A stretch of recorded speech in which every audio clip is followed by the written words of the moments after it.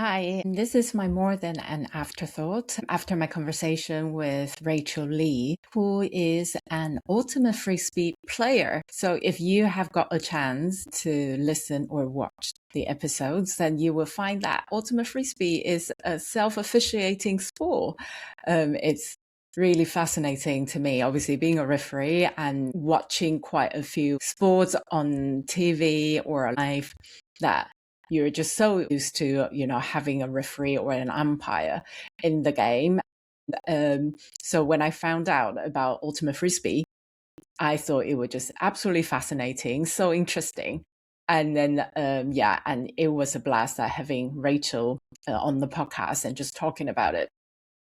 So many aspects of this self-officiating sport. What's really fascinating to me is what they call the spirit of the game. There are different categories and ultimately just showing respect for one another on the pitch.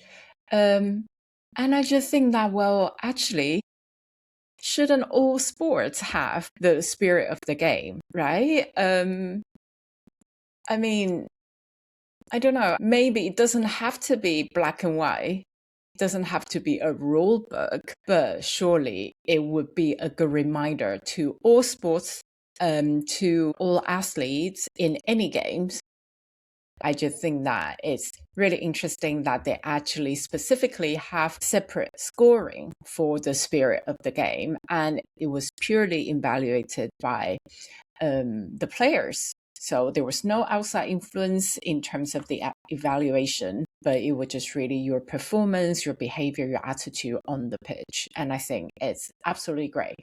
And I haven't played Ultimate Frisbee, but it just sounds like a great sport to bring into schools, right? Like, all these soft skills that we're teaching young people and how beneficial would it be for them to take into life. So I think that's great, such a great aspect of the game. The other part that really resonated with me during the conversation is when Rachel talked about her upbringing and how it impacted her in the game. And I guess that's the moment of self-awareness that she found it really challenging to actually discuss calls during the game. So when there is a foul or there is a dispute, the players in question will have to talk to each other about the call. And she said that she found that it was really difficult because her upbringing pretty much taught her to avoid conflict, to avoid confrontation. And so she was really not comfortable being in that situation. But throughout playing the games, that she had to learn pretty quickly, and she has come up with different strategies for herself. So to help her in those kind of situations. And I think it's great. It's another proof that how sports can really help us grow individually, right? It's an individual development when we play a sport that you pretty much get into a really raw situation and you have to really dig deep within yourselves and to find something in yourself to either go like, oh, I lacking these skills, or oh, I'm really uncomfortable about this. Then once you're aware, then you can do something about it, right? And that's where growth will happen. And I just think it's so great. Obviously for me, for myself, that boxing has taught me that a lot.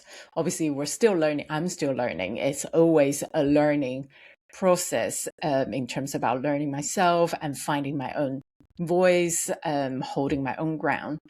But boxing really helped me in that sense, that it kind of initiated my understanding of myself. So I had to relearn about myself and probably unlearn some qualities as well that I just feel like, well, it's actually not serving me anymore.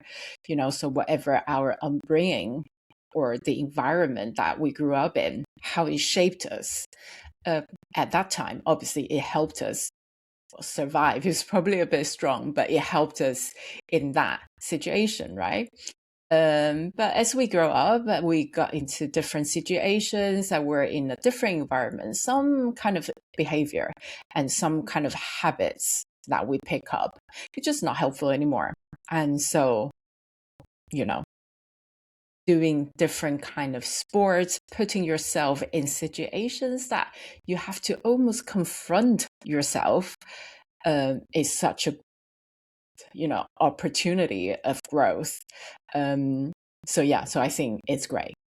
And so these 2 points are really something that came up for me during my conversation with Rachel. If you haven't listened to or watched the full episode, please go on to Spotify, Apple Podcasts, or YouTube to have a look and have a listen. And please let me know what you think. Thanks. Bye.